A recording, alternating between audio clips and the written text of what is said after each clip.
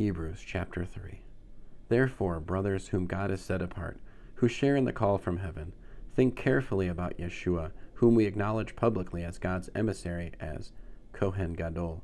He was faithful to God who appointed him, just as Moshe was faithful in all God's house.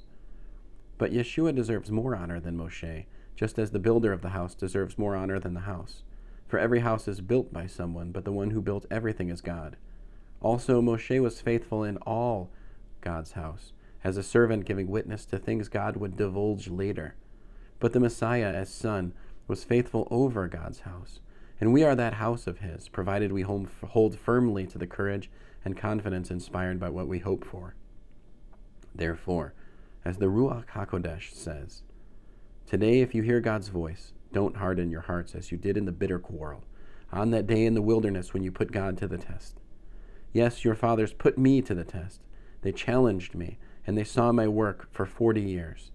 Therefore I was disgusted with that generation. I said, their hearts are always going astray. They have not understood how I do things. In my anger I swore that they would not enter my rest. Watch out, brothers, so that there will not be in any one of you an evil heart lacking trust, which could lead you to apostatize from the living God. Instead, keep exhorting each other every day, as long as it is called today, so that none of you will become hardened by the deceit of sin. For we have become sharers in the Messiah, provided, however, that we hold firmly to the conviction we began with, right through until the goal is reached. Now where it says, today if you hear God's voice, don't harden your hearts, as you did in the bitter quarrel. Who were the people who, after they heard, quarreled so bitterly? All those whom Moshe brought out of Egypt. And with whom was God disgusted for 40 years? Those who sinned, yes, they fell dead in the wilderness.